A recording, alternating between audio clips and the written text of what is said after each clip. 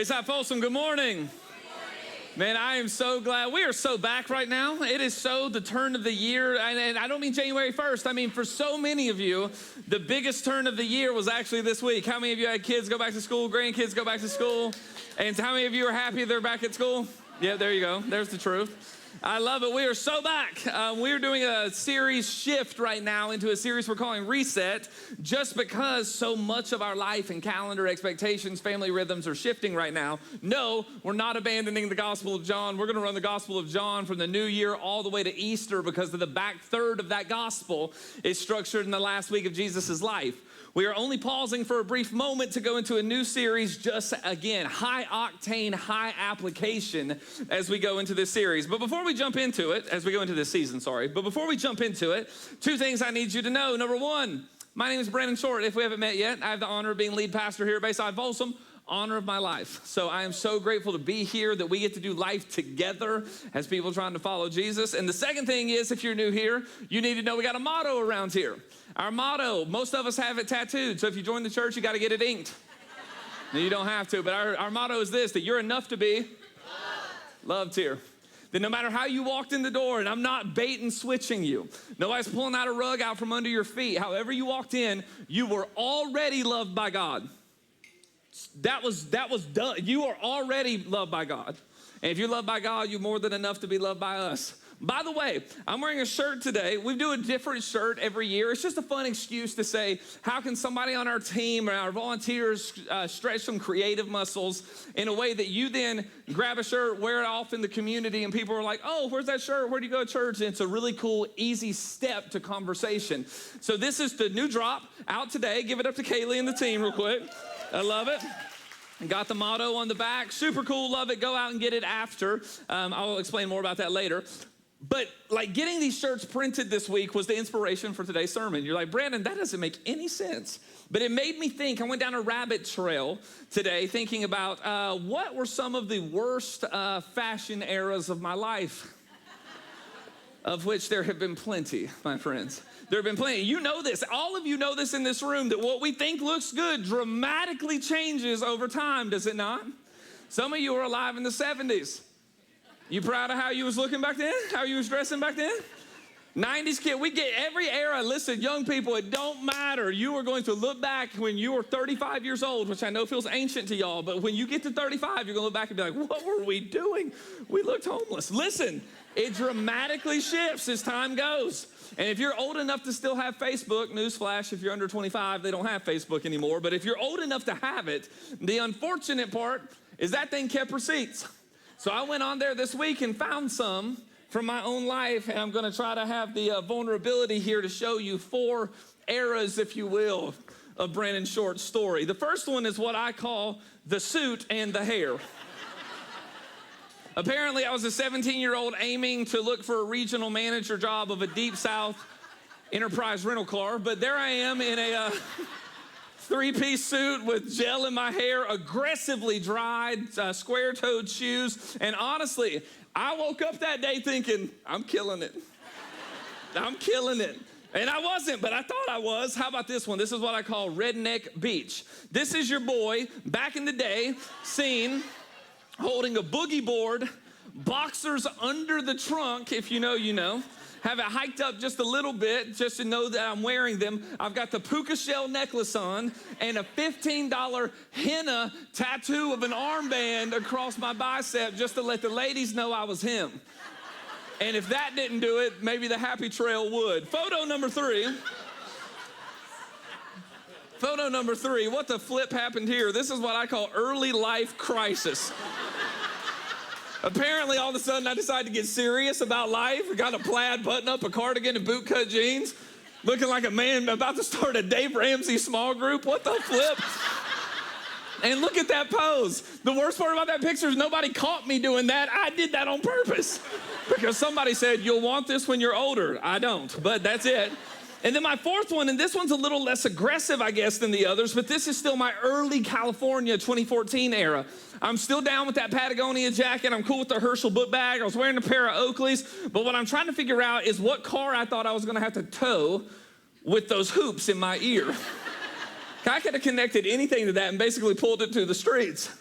I choose though, I mean, I don't know. Think about this for a second. When it comes to fashion or anything, like you choose what you put on every day. And in every one of those, I woke up and thought, yep, that's it. This is it. Nobody dressed me. I opened up my closet. I put on my clothes just like you put on yours. And oddly enough, and this may blow your mind, but oddly enough, 2,000 years ago, there's a man named Paul searching for language to describe what a life transformed by the gospel of Jesus is like. And he immediately goes, it looks like your closet. It looks like your choices. It looks like what you choose to rid yourself of and what you put on every day. And that's what he tells this little church in a town called Colossae. He paints a picture using his words, reminding every person in every era, in every place and time, that every new morning you wake up deciding physically and spiritually what you're going to put on. What you're going to proclaim to the world, what your essence in that is going to be, and that everyone you meet that day and every day will experience what you then choose to put on. And Paul says that's actually what following Jesus has to look like, because there are things about the old you, who you used to be, and they don't fit anymore. They look like puka shell necklaces and the boxers under the trunk. You got to get rid of those things. You got to rid yourself of that. That's who you used to be. And there's new things that you have to put on. And when you follow Jesus and put on the way of Jesus, people will see that you look like Jesus. So every day we choose to put them on. If you got a Bible, join me in Colossians chapter 3. If you got a Bible, you got a phone, you got your notes with you, or you have the ability to see the screen, we got it everywhere. Colossians chapter 3, starting in verse 12, which reads like this. Therefore, as God's chosen people, holy and dearly loved, clothe yourself with compassion, kindness, humility, gentleness, and patience. Bear with one another. Bear with each other, forgiving one another. If any of you has a grievance against someone, forgive as the Lord forgave you. And over all of these virtues, put on love, which binds them together in perfect unity. We got a lot of ground to cover today, and I want to send you out to do some fun things in our parking lot here in a minute. So point number one is simply this. As we reset, let's reset what our identity is. Reset who you are and how you view yourself. As we're going into this season, if we were all going to collectively push a button and say, okay, deep breath, we're resetting here, it should start with your identity. Because I smile every time I read these words. Every time I read this passage, I smile. And it's not because Paul gives the echo of what we should put on. That is going to sober me and bring me into reflection. The reason I immediately grin when I read this is because before he says, every day you wake up, you should put these things on, he establishes one itsy bitsy teeny tiny thing of paramount supremacy, which is this: you were chosen. You are holy, which is a word that means set apart, and you are dearly loved. It does not start by the things that you do. It starts with a proclamation of all the things that you are. And that matters. You can't skip over that, because religion, some of you came up in systems and churches that kind of sounded like this: put on the things of God, and if you're a good Christian boy and a good Christian girl, God will love you. And the gospel of Jesus is actually, you are so completely, holistically, totally chosen, set apart, and dearly loved that you get to put on the ways of God, and you get to go show the world how much he loves you. And that's different, and it matters. I think about one of my best friends, and they're maybe in this room right now. There's so many of you. I don't know if they're here right now or not, but they have a daughter named Emmy. And Emmy's got amazing style. And I mean, that girl walks into a place like she owns it. She might walk in, she's about this tall right now, and she walks in, she's got sparkling shoes on or wildly colorful dresses. Sometimes she looks like she got a red carpet appearance at 4 o'clock this evening. I've seen her look like Taylor Swift. I've seen her look like a Disney princess, and I've seen her create her own lane of fashion that has its own category named Emmy. And here's what I love about her. When she walks into a room that her parents and even her parents' friends like me are in, she's excited to show you what she's got on. And do you know why that little girl's got that level of confidence? Because she already knows she's loved. Because she already knows she's loved. With her mom and dad, there's no question. I know them so well. There's no question to that girl when she walks into the room, whether it matches or it don't. What she chose to put on, she got to put on and show the world because she knew she's loved. Before she picked out the shoes, she was loved. Before she put on that crazy dress, she was loved. Before she walked into the room, she was loved. Her mom and dad have spent her entire life creating a home where she knows you're ours, you belong here, and you are dearly loved. And nobody could take any of that from you. When you know you're loved, you walk in the world different. You do. Christians use language that the rest of the world doesn't use. We use phrases like, you ought to live with reckless abandon. Let me burst a bubble and give you hope at the same time. You don't have enough willpower to live a recklessly abandoned life for the cause of the gospel. You don't have enough willpower to muscle your way through the kingdom. The only thing that would actually allow you to live with reckless abandon is the full understanding you are completely loved.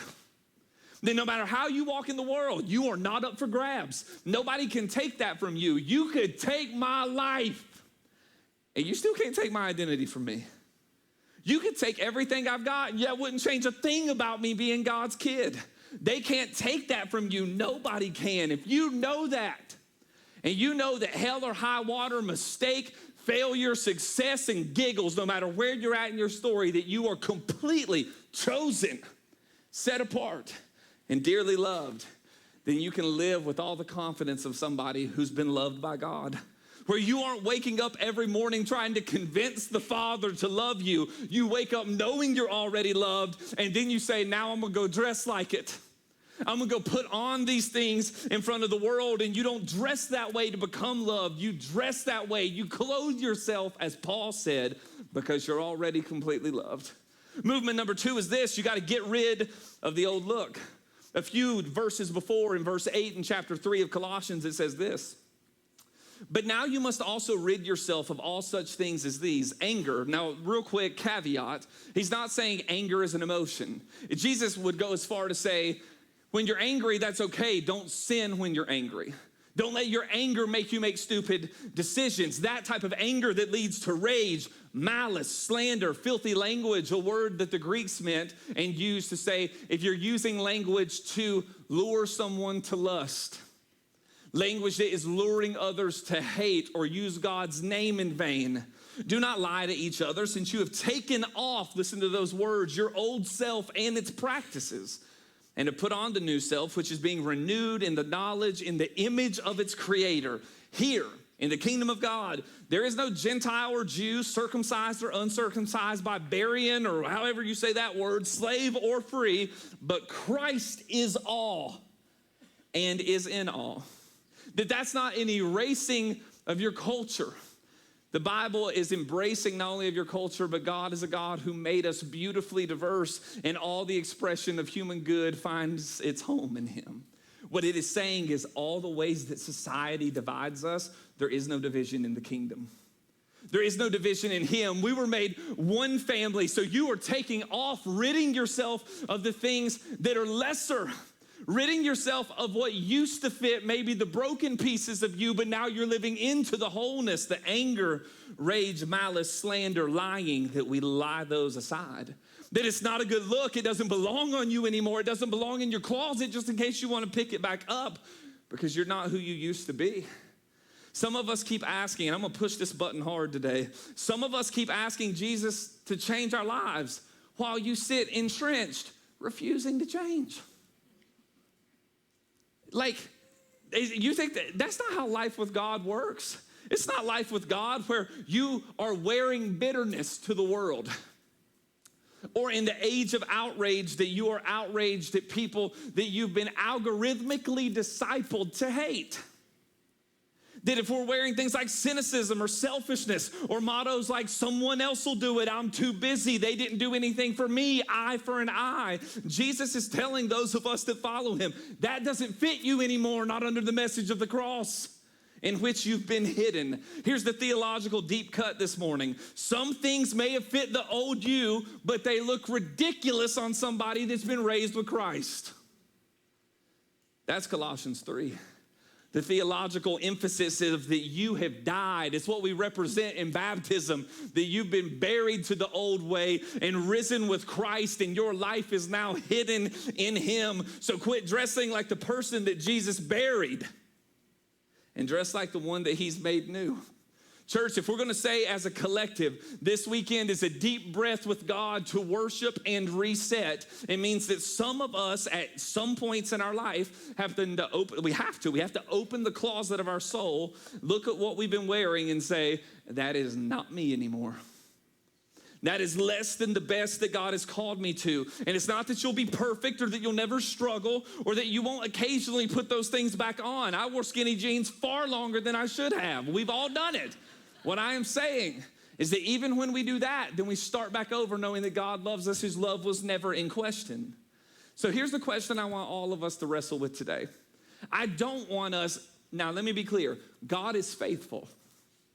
So he is doing things in your life all the time and working things out together for the good of those who love him, and he is adding things to your life.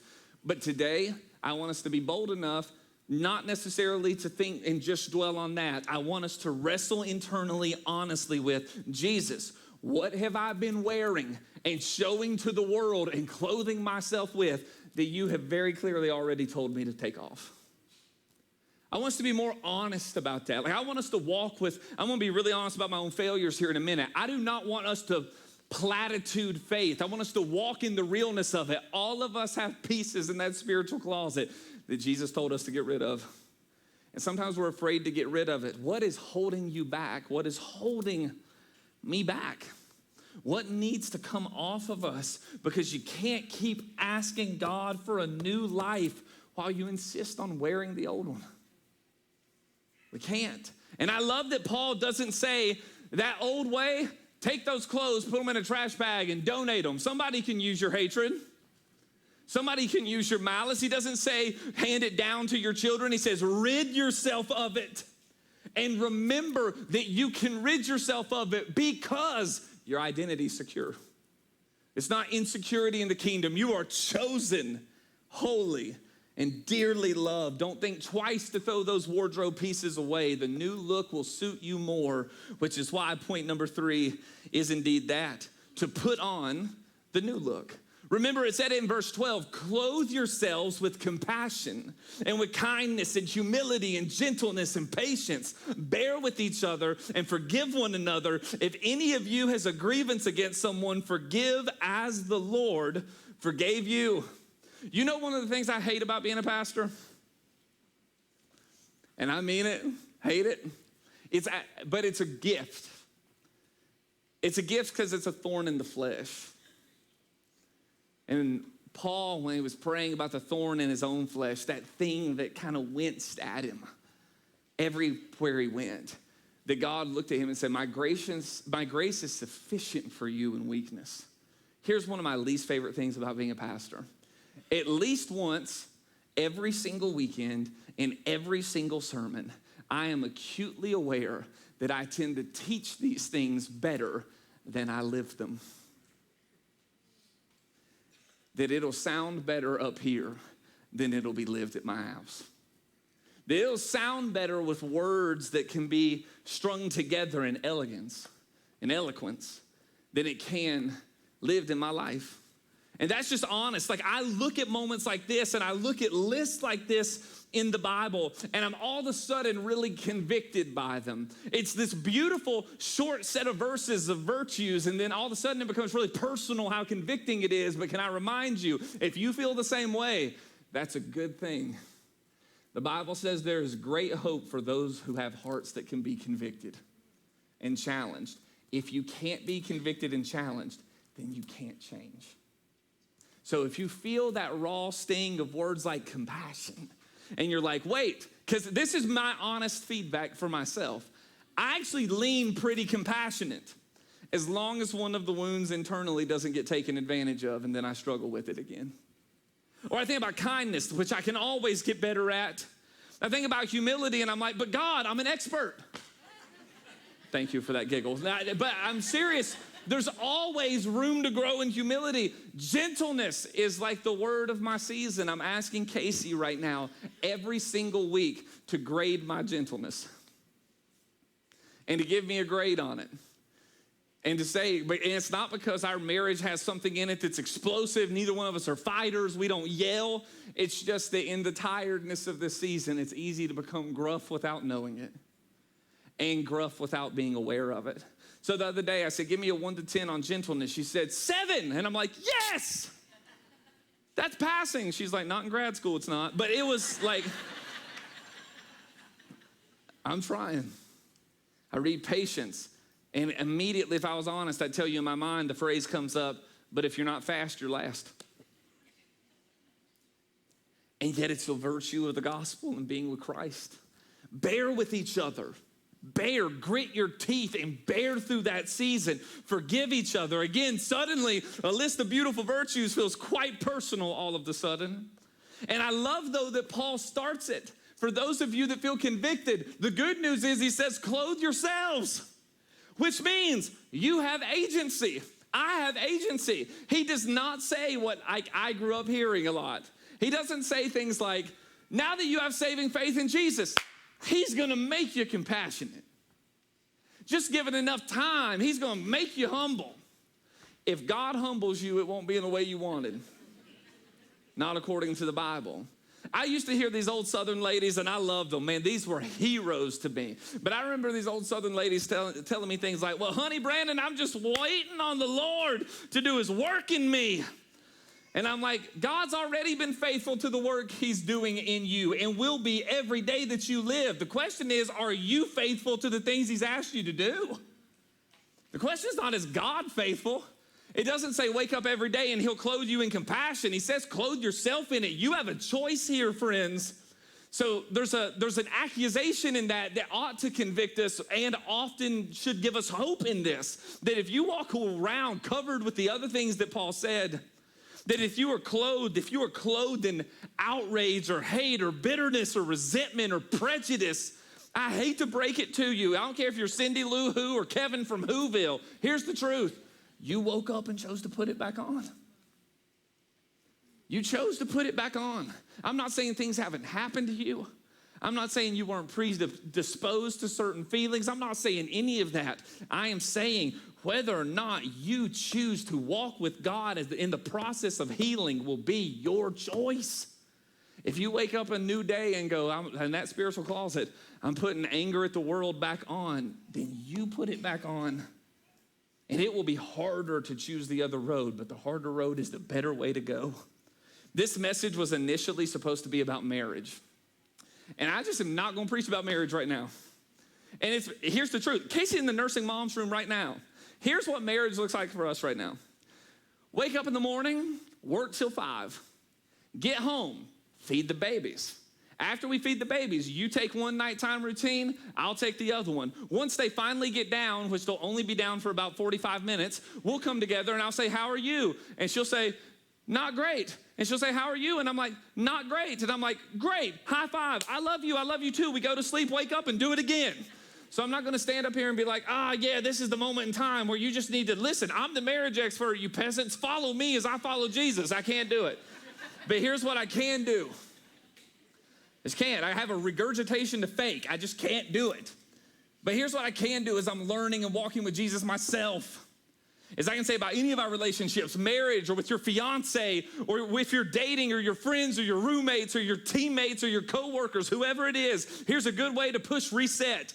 When you walk back into the office or your school or your dorm, put on kindness. That before you wake your kids up, put on patience. And I know it's hard.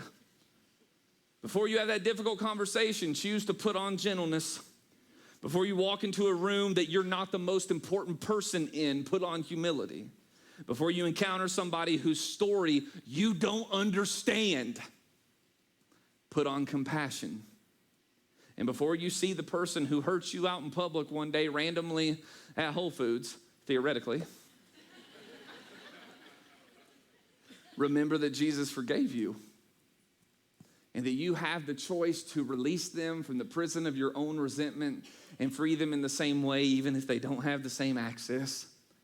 We've established in this, I'm not perfect and I am not pretending to be, but here's what I know that I know that I know. The person I'm becoming is shaped most by the things I repeatedly choose, which means following Jesus isn't passive. It's not, I have saving faith and believe all the right doctrinal statements, and now I just wait on God to do the rest. No, following Jesus is an active call. Christianity is not opposed to your effort. It's opposed to your earning. And those aren't the same. You should give it all you got. There will never be anything worth following Jesus with less than all that you have. From the place that you know you didn't earn it, you were loved into it. It's against earning, not against effort. So today, may our effort as we press reset on this season be compassion and kindness and humility and gentleness and patience and forgiveness. This is the new look that he's given us. Some days we're going to reach back in that old closet. We will. Our anger is going to come out. Our importance and our need to be important and significant is going to come out. Some days our pride is going to win. But the goal of following Jesus, I am certain of this, that the goal of following Jesus isn't that you never have a bad day again. Isn't that I never have a bad day again. It's that the longer we walk with Jesus, stand up and keep walking, fall down, stand up and keep walking, the more we will look like Jesus in time. And as we do, that those who are close to us and around us would see the difference, which is why Paul ties up that final point with these words: put love over everything. That there's nothing that trumps love in your life. Verse 14 said, and over all of these virtues, not over some of them, over all of these virtues, put on, there it is again, love, which binds them together in perfect unity. To put love on is to make love visible. Because often we think about love and compassion and gentleness as emotions, as mindsets, as personality quirks. And that is not at all what the Bible is saying. It's not saying, oh yeah, feel this, but don't do anything. Think this, but don't do anything. Well, your predisposition is this, but don't try to change it. Literally, the putting on is active. Compassion, let me just go through each one. Compassion that never moves is sympathy, not compassion. Kindness that never costs you anything is just a sentiment. That's all it is. Humility that never actually chooses not just to be like, oh yeah, I can't believe God's doing. I'm talking about humility that actually takes the lower position, that gives power away in a moment, even when the power was yours to wield. Humility that never takes the lower place is just an attempt at good manners and reputation management. Gentleness that disappears when you're frustrated was conditional. Patience that only works with easy people ain't patience. Friends, bearing with others without having to bear through anything isn't bearing. And forgiveness that demands repayment or punishment of the other isn't forgiveness. And love, let's just do it, that never does anything about any of it isn't love. It's just an empty word we keep throwing around. All of these are active. It's put it on, and as you put it on and choose it, as you follow Jesus and walk in his spirit, you make it visible to the world, because you can't see love hanging in a closet. Love has to be worn. That's why we just paused on the Gospel of John, which we'll be back in later, as I said. But Jesus, when he wanted to show us what love was, when it says that God is love, what's he do? He puts on flesh. He puts it on. He wears it into the world. That love in that way moved towards the hurting, towards the untouchable, welcomed the outsider, washed others' feet, and carried a cross. Jesus didn't walk around just saying, I love you. He said he loved them, but that's not all that he did. He showed us what love looked like by acting. So church, can I say it like this? Our city doesn't just need you to believe in compassion. Who gives a rat's if you believe in compassion? And I mean that sincerely. People have to be able to experience compassion. Our kids in our kids ministry right now don't need a church that values kindness. They need people to show up and give it to them. Our students in middle school and high school don't need you to say that they matter. I mean, hear me, say it. But they don't just need you to say it. They need adults who know their name and walks with them in their story. Hurting people don't need to just know that you believe in forgiveness. They need to encounter forgiveness. And people walk through that door every weekend that aren't believers. And they don't need just to know that you think Jesus is love. They need to experience Jesus' love from you. And for me, they need to meet people who are wearing it. In just a few minutes, we're going to walk outside and you're going to see tables representing every ministry in this church. From outreach to kids to worship to all of this. And by the way, I don't know if you've seen it yet. It's designed in the exact layout as the Folsom Farmers Market. And each booth is a farmer's market booth. So if you sing and you go to worship, they will give you a bouquet of flowers. And there's going to be fruit and soaps. And it is an unbelievably beautifully creative idea by Brandon and Kaylee Annis. It was amazing. And I said Brandon with a little bit of surprise, not because I was not surprised he had a good idea.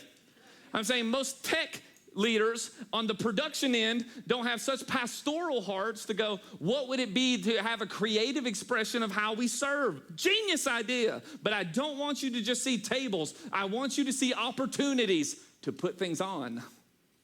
Because eventually compassion has to have you're in my feet. Kindness needs our hands. Humility got to show up in our eyes as we walk with others. Patience in our time. Forgiveness needs our release, and love needs your life and mine. Some of you have been coming here a long time, and I'm so thankful that you're here.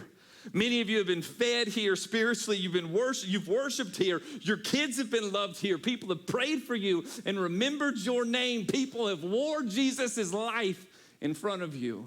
And now it's time for you to be Jesus for somebody else. And listen to me, we do not serve to earn the love of God. We are so loved by God that we choose to serve. We are chosen, holy, set apart, and deeply loved.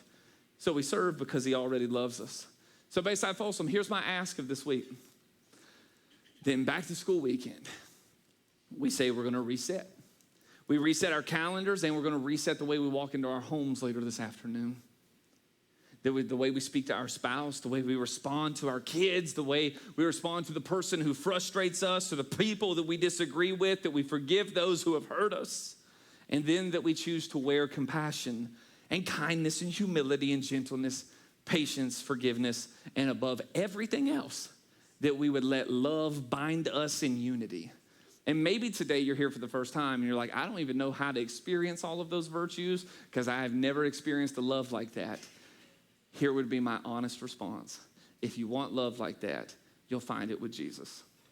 The Jesus who lived a life perfectly, without sin, without participating in the brokenness, without putting on the things that are lesser, wears death on the cross because death comes for all of us. He takes on the undefeated champ, but then beats our death in the resurrection so that you would have the Christ life in you, that you would have forgiveness of your own sin, of your own shortcoming, of your own putting things on that were less, but that you would have grace, the unmerited favor of God, a new identity and a new life, not because you earned it, but because you've been loved into it.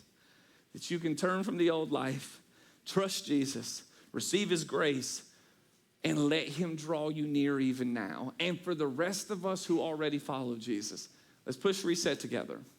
That the only emphasis this weekend is that, putting on the things that God has told us to put on and ridding ourselves of the lesser ways. God, that is our prayer.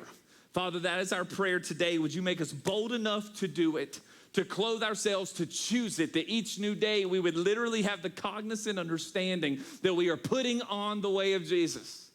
And then, Father, if there was somebody that believed today and they didn't believe before, remind them that you said if we confess in our hearts and confess with our mouth, believe in our hearts, confess with our mouth that Jesus is Lord, that you have raised him from the dead to beat death, that his life is ours and our life is hidden in his. Not that it'll be perfect, not that it'll get easier, but that we walk with God in all of life's circumstances, that there is nothing high nor deep, wide, principality, power that could ever separate us from the love of God in Christ Jesus. God, may we reset. May we serve. May we walk with you. In Jesus' name. And everybody up in here said, amen. Bayside Folsom 2.